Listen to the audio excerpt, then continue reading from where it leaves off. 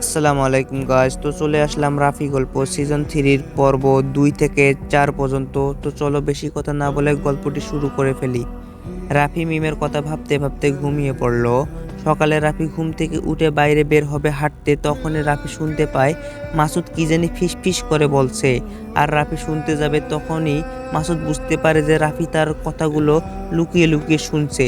তারপর মাসুদ রাফির কাছে গিয়ে বলল, কিরে ছোট লোক, তোর কি এখানে? তুই আমার কথা বুঝিস না? তোকে না আমি বলছি এখানে না থাকতে। তখন আর রাফি বলল, কই না তো, আমি তো আপনার কথা কিছুই শুনিনি। তারপর মাসুদ বলল, রাফিকে বেশি চালাকি করার চেষ্টা করিস না। পরে মাসুদ বুঝতে পারে যে পরে রাফি তার পথের কাঁটা হয়ে দাঁড়াতে পারে। এজন্য মাসুদ রাফিকে সরানোর জন্য লোক সেট করলো। মাসুদ তার খারাপ ফ্রেন্ডগুলোকে তাকে মারার জন্য বলল। আজ অনেক দিন হলো রাফি অফিসে যায় না। তার যেন কেন এখন আর কিছুই ভালো লাগে না। সে এখন অনেক অসহায়। এদিকে ঋতুর কথাও তার মনে পড়ে। এসব ভাবতে ভাবতে হঠাৎ রাফির ফোনে ফোন আসে। আর ফোনটা ছিল মিমের বাবার। মিমের বাবা তাকে ফোন করে বলল অফিসে আসতে, দ্রুত অফিসে আসতে বলল। কি জানি সমস্যা হয়েছে। যেই না বাসার সামনে আসলো, আবার দেখা হয়ে গেল সেই মেয়েটির সাথে। মেয়েটি রাফিকে পিছন থেকে অনেক ডাকাডাকি করছে, কিন্তু রাফি পাত্তা না দিয়ে চলে আসলো অফিসে। রাফি অনেক দিন আগেই শুনেছিল মিমের বাবার অফিসের ম্যানেজার নাকি মিমের বাবার সঙ্গে অনেক ঝামেলা করছিল। কিছু করেনি তো মিমের বাবার সাথে। তারপর রাফি মিমের বাবার কেবিনে চলে গেল আর বলল, কি হয়েছে, আমাকে এত জরুরি ডাকলে? কোনো কি সমস্যা? মিমের বাবা সহ অফিসে একটা রুমে গেলাম। দেখি সেখানে অফিসের সবগুলো ম্যানেজার একসাথে জড়ো হয়ে আছে। মিমের বাবাকে রাফি বলল, কি হয়েছে, সবাই একসাথে জড়ো হয়ে আছে কেন? মিমের বাবা বলল, তার অফিসের সিনিয়র ম্যানেজার নাকি মিমের বাবার সাথে বিশ্বাসঘাতকতা করেছে। মিমের বাবার অফিসের তথ্য অন্য এক কোম্পানির কাছে বিক্রি করে দিতে চাচ্ছে। ওই সিনিয়র অফিসারকে বলছে তাকে যদি 5 কোটি টাকা না দেওয়া হয় তাহলে ওই সবগুলো তথ্য অন্য কোম্পানির কাছে বিক্রি করে দিবে। তুমি কিছু করো রাফি, না হলে তো আমরা একদম পথে বসে যাব। তারপর মিমের বাবাকে রাফি বলল, আপনি চিন্তা করবেন না, আমি দেখতেছি কি করা যায়। যতই হোক রাফির জন্য মিমের বাবা অনেক কিছু করেছে। আর রাফি বলল, এসব কথা যদি একদমই বাসাতে না বলতে। পরে রাফি কাউকে কিছু না বলে আসে অফিসের বাইরে। একটা রিক্সা নিয়ে চলে যায় ওই সিনিয়র ম্যানেজারের বাড়িতে। কিন্তু সিনিয়র ম্যানেজারের বাড়িতে তালা লাগানো। আর সবাইকে বলল যে এই লোকটি কোনখানে গেছে তা তো কেউ একটুও বলতে পারছে না। হঠাৎ এক বৃদ্ধ লোক বলল, এই লোকটি তো কালকে চলে গেছে তার গ্রামের বাসা রংপুর। রংপুরের কথা শুনে রাফি একদম চমকে উঠল। রাফি মা বাবার কথা মনে পড়ে গেল। রাফি এসব বাদ দিয়ে সে রংপুরে যাবে। তার জন্য বাস স্ট্যান্ডে চলে আসলো। রাফি বাসে উঠে রাফির সিটে যখনই বসতে যাবে, তখনই তাকে ওই মেয়েটি রাফির সিটে বসে আছে। আর রাফি অনেকটা চমকে গেল যে, আপনি এখানে? এটা তো আমার সিট, আপনি কেন বসেছেন? মেয়েটি বলল, আমার জানলার সাথে না বসলে বমি আসে, প্লিজ আপনি একটু মানায় নেন, আমার সিটে আপনি বসেন। রাফি কিছু না বলেই ওই মেয়েটির সিটে বসে গেল। তারপর ওই মেয়েটি বলল রাফিকে, আচ্ছা আপনার নাম কি, কি বলা যাবে কি? রাফি বলল, জি আমার নাম রাফি। আপনার নাম কি? মেয়েটি বলল, আমার নাম মীরা। রাফিকে বলল মেয়েটি, আচ্ছা আপনি কোথায় যাচ্ছেন?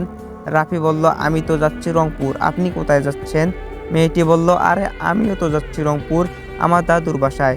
আপনি কিসের জন্য যাচ্ছেন রংপুরে? রাফি বলল, কোম্পানির কিছু কাজ আছে, তার জন্য যাচ্ছি রংপুরে। মীরা বলল, কিছু না মনে করলে কি বলা যাবে? রাফি বলল, না এটা প্রাইভেট বিষয়, একদমই বলা যাবে না। এভাবে মীরা আর রাফি গল্প করতে করতে চলে আসলো রংপুরে। আর রংপুরে এসেই নেমে গেল আর মীরা তার দাদুর বাসা চলে গেল। এখন আর রাফি কিছুই বুঝতে পারছে না যে সে কোথায় যাবে। পরে একটা রুম ভাড়া নিল, ওখানে থেকে সিনিয়র অফিসারকে খুঁজতে লাগলো, কিন্তু পাচ্ছে না। 2 দিন খোঁজার পরেই পেয়ে গেল ওই সিনিয়র অফিসারকে। ওই সিনিয়র অফিসারকে ধরে বলল, ওই তথ্যগুলো কোথায় রেখেছিস বল। সিনিয়র অফিসারটা একদমই বলতে চাচ্ছে না। রাফি কিছু উপায় না পেয়ে সিনিয়র অফিসারটাকে অনেক মারতে শুরু করলো। এক পর্যায়ে ওই সিনিয়র অফিসারটা রাফিকে সব কিছু কথাই বলল। আর ওই কোম্পানির তথ্যগুলো নিয়ে মিমদের বাসায় চলে আসলো। রাফি মিমদের বাসায় ঢোকার সাথে সাথে মিম ছুটাছুটি করছে, রাফিকে মনে হয় কিছু বলবে, কিন্তু কিছুতেই বলতে পারলো না। রাফিও মিমকে কিছু না বলে সোজা চলে গেল রুমে। রুমে এসেই একটু রেস্ট নিয়ে রাফি শুয়ে পড়লো। আর এক পর্যায়ে ঘুম ধরে গেছে, আর কিছুই বলতে পারলো না রাফি। আর তখনই মিম রাফির রুমে চলে আসে আর ছোটাছুটি করতে থাকে। আর এক পর্যায়ে রাফি মিমের উপস্থিতি পেয়ে ঘুম ভেঙে যায় আর দেখে যে মিম রাফির রুমে। রাফিকে কি জানি বলবে কিন্তু কিছুই বলতে পারছে না। আর রাফির ঘর থেকে মিম নিচে চলে আসলো। আর তখন রাফি বিছানা থেকে উঠে ভাবতে লাগলো, মিম যদি আমাকে ভালোই না বাসে তাহলে আমার রুমে আসলো কেন? আর যদি আমাকে ভালোই না বাসে তাহলে আমাকে কিছু বলার জন্য ছটফট করছে কেন? আমাকে কি কিছু বলবে, নাকি আবারও আমাকে অপমান করার চেষ্টা করছে, ছোটাছুটি করছে এজন্য? এসব কথা ভাবতে ভাবতে রাফি চলে আসে নিচে। এসে দেখে সবাই গল্প করছে, মাসুদ মিমকে অনেকভাবে ডিস্টার্ব করছে, কিন্তু মিম মাসুদকে একদমই পাত্তা দিচ্ছে না। রাফির দিকে এক দৃষ্টিতেই তাকিয়ে আছে। আমিও তার দিকে চেয়ে আছি, কিন্তু কিছুতেই বলতে পারছি না। রাফি ভাবছে মিম কি আমাকে কিছু বলবে, সে কি আমাকে ভালোবাসে না? কিন্তু সে যদি আমাকে ভালোই বাসে তাহলে আমার সাথে কেন এমন করলো? আমি কিছুই বুঝতে পারছি না। ওইখানে সকলে বসে মাসুদ আর মিমের বিয়ের আলাপ করছে, আর এদিকে আমার কলিজাটা একদম ছিঁড়ে যাচ্ছে। আমি কি করব বুঝতে পারছি না। আমার কান্না এই চোখটা কেমন যেন করছে। মিম সেটা দেখে হাড়ে হাড়ে টের পাচ্ছে। সে বুঝতে পারছে আমার চোখে পানি জমে এসেছে, আমার কত কষ্ট হচ্ছে। মিম কিন্তু কিছুই বলতে পারছে না, নীরবে আমার দিকে চেয়ে আছে। আর আমি এসব দেখে সব কিছুই সয়ে যাচ্ছি। হঠাৎ মনে পড়ে গেল একদিনের কথা, যেদিন আমার আবার মা বাবার কথা মনে পড়ছিল। অনেকটা কান্নাকাটি করছিলাম, আমার কষ্ট হচ্ছিল। সেদিন মিম আমাকে অনেক বুঝিয়েছিল। আর আজ সে মিম কোথায়? আজও তো আমার কষ্ট হচ্ছে, আমি তো নীরবে কেঁদে যাচ্ছি। আজকে কি তার এসব চোখে পড়ছে না? আমি নীরব হয়ে তাদের গল্পগুলো শুনে যাচ্ছি। মাসুদ অনেক খুশি, কারণ মিমের সাথে তার বিয়ে হতে যাচ্ছে। হঠাৎ মাসুদ আমাকে বলে উঠলো, কিরে এতদিন কই ছিলি? আমি বললাম, জি বাইরে একটু গেছিলাম কাজে। মাসুদ বলল, কি কাজ বল? রাফি চুপচাপ হয়ে আছে, কোনো কথাই বলছে না। কারণ রাফি কোথায় গেছিল সে কথা শুধু রাফি আর মিমের বাবাই জানে। মাসুদ রাফিকে আরো কিছু বলার আগেই সেখানে মিমের বাবা চলে আসে। তিনি এসে সবাইকে বলে কাল নাকি তার কোন বন্ধুর মেয়ের বিয়ে, সেখানে যেতে হবে সবাইকে। আর বললেন, রাফি তুমিও কিন্তু যাবে আমাদের সাথে। এ কথা শুনে মাসুদ বলল, এই ছোট লোকের বাচ্চা কেন যাবে আমাদের সঙ্গে? মিম কথাটা শুনে কিছুই বলল না।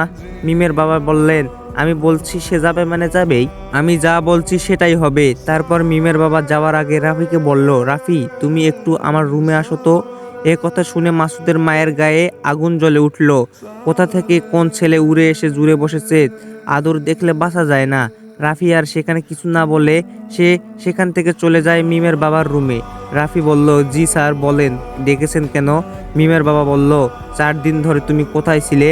আর ওই ম্যানেজারের কি খোঁজ পেলে যে আমাদের সঙ্গে বিশ্বাসঘাতকতা করেছে? রাফি বলল, আসলে স্যার আপনাকে ব্যস্ততার মাঝে কিছুই বলা হয়নি। আমি এই 4 দিন কোথায় ছিলাম, কি করছি সব কিছুই আজকে আপনাকে বলতেছি। একটু দাঁড়ান, আমি ঘর থেকে আসতেছি। এ কথা বলে রাফি তার চলে গেল রুমে আর সকল অফিসের তথ্যগুলো নিয়ে এসে মিমের বাবার হাতে তুলে দিল। এসব দেখে তো মিমের বাবা অবাক। তিনি একটু খুশি হয়ে বললেন, কোথায় পেলে এসব তথ্য তুমি? আর ওই বিশ্বাসঘাতক ম্যানেজারের বাচ্চা কোথায়? তারপর রাফি সব ঘটনা খুলে বলল, ওই বিশ্বাসঘাতক ম্যানেজারকে আমি জেলে দিয়েছি। মিমের বাবা রাফিকে বলল, কে ক্ষতি করতে চেয়েছিল আমার ম্যানেজারের দ্বারায়? মিমের বাবা যখন রাফিকে ধন্যবাদ দিতে যাবে তখন রাফি বলল, আজ আপনাদের দোয়ায় তো আমি বেঁচে আছি। ম্যাডাম কি না করেছে আমার জন্য, অনেক কিছুই করেছেন তো আপনারা আমার জন্য। তারপর মিমের বাবা বলল, তুমি এই বাড়ি থেকে কোথাও যাবে না? তারপর রাফি বলল, জি দেখি। আমি নিচে ড্রয়িং রুমে এসে দেখি এক পিচ্চি এসেছে। শুনলাম এটা নাকি মিমের কেমন জানি বোন হয়। বয়সে বেশি না, 15 থেকে 18 বছর হবে মনে হয়। মেয়েটির নাম মারিয়া। মারিয়া মিমকে বলল, আপু এই ছেলেটাকে তো আগে কখনো দেখিনি। মিম কিছুক্ষণ চুপ করে থেকে বলল, ও আমার বাবার অফিসে চাকরি করে, আর থাকার জায়গা নেই বলে আমাদের বাসায় ওকে এখানে থাকতে বলেছে। এসব শুনে যেই না রাফি চলে যাবে তখনই মারিয়া বলে উঠল, ভাইয়া কোথায় যাচ্ছেন, আসেন না একটু গল্প করি। আসলে মারিয়া মেয়েটি একটু চঞ্চল প্রকৃতির, সবার সাথেই মিশতে অনেক ভালোবাসে সে। কোনো উপায় না পেয়ে বসে পড়লাম তাদের সাথে গল্প করতে। মারিয়া বলল, ভাইয়া আপনার নাম কি? আপনি তো অনেক হ্যান্ডসাম। এসব কথা মিম শুনে অনেক রেগে উঠলো, কিন্তু কিছুই বলতে পারছে না। তারপর আমি মারিয়াকে বললাম, আমার নাম রাফি। মারিয়া বলল, বাহ সুন্দর নাম তো। তারপর তাদের সাথে কিছুক্ষণ কথা বলে চলে আসলাম রুমে। তারপর দেখি এই পিসি আমার পিছে পিছন আমার রুমে এসেছে। আর বলতে লাগলো, ভাইয়া ও ভাইয়া, আমাকে একটু বেড়াতে নিয়ে যাবেন? আমি বললাম, আজ না, অন্য দিন। আপনারা কি শফিক চাচার মেয়ে লিজা, রিদি, ঋতু এদের কথা ভুলে গেছেন নাকি? ভুলে গেলে একদমই চলবে না। এদের পরবর্তী পার্ট আসতে চলেছে। তারপরের দিন সকালে ঘুম থেকে উঠে দেখি সবাই নিচে রেডি হয়ে আছে, শুধু আমি বাদে। মিম সুন্দর একটা লাল লেহেঙ্গা পরে আছে, মনে হচ্ছে আকাশ থেকে লাল পরি নেমে এসেছে। আমি মিমের দিকে চোখ ছড়াতেই পারছি না, এক নজরে চেয়ে আসি। আজ যেন তাকে অন্যরকম সুন্দর লাগছে। তাকে দেখে একটা গান গেয়ে উঠলাম, আমি জ্ঞান হারাবো, মরে যাব, বাঁচাতে পারবে না কেউ। তখন দেখি মিমের চোখ আমার দিকে একটু মুচকি হেসে সেখান থেকে চলে গেল। মারিয়া এসে বলল, ভাইয়া আপনি এখনো রেডি হন নাই যে? আপনি যাবেন না? যান, তাড়াতাড়ি রেডি হয়ে আসেন। আমিও না করতে পারলাম না, সকলে রেডি হয়ে চলে আসলাম বিয়ে বাড়িতে। মারিয়া আমাকে ছাড়া এক পাও কোথাও যাচ্ছে না। সে আমার সাথে ওপাশ এপাশ দৌড়াদৌড়ি করছে, আমার সাথেই সে থাকছে। মিম তা দেখে অনেক জ্বলছে। সবাই এদিকে বিয়ে বাড়িতে ব্যস্ত, আমিও দেখলাম। মিমকে রেখে মাসুদ অন্য মেয়েদের সঙ্গে ঘুরছে, টাঙ্কি মারছে, কথা বলতিছে, নোংরা নজরে মেয়েদের দেখছে। একটা মেয়ের হাতে ধরেই ফেললো সে। আমি বললাম, সি, এই ছেলেটির সাথে নাকি মিমের বিয়ে হবে? এর সাথে তো মিম একদমই বিয়ে হলে সুখী হতে পারবে না। মিমের জীবনটা এ তো একদমই তেনা তেনা করে ফেলবে। এসব ভাবতে ভাবতে চলে আসলাম বিয়ে বাড়ির কনের কাছে। কনেকে দেখে তো আমি পুরাই অবাক। এ তো ইরা, যার সাথে আমি একসঙ্গে গিয়েছিলাম রংপুরে বাসে।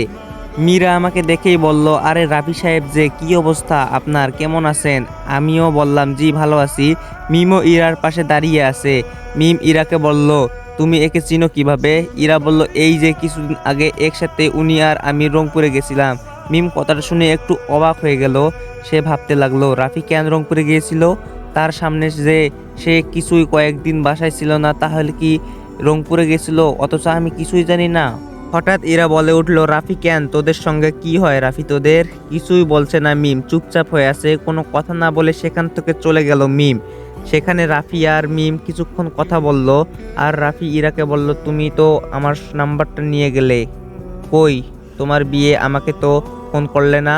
ইরা বলল, জি, আমার কিছুদিন আগেই ফোনটা হারিয়ে গেছিল, আর তার জন্য আপনাকে বিয়ের দাওয়াতটি দিতে পারিনি। পরে সকলে বিয়ে খেয়ে চলে আসলাম বাসায়। বাসায় এসে দেখি মিম অনেক আগেই চলে এসেছে। মিমের দিকে আর না তাকিয়ে চলে আসলাম রুমে।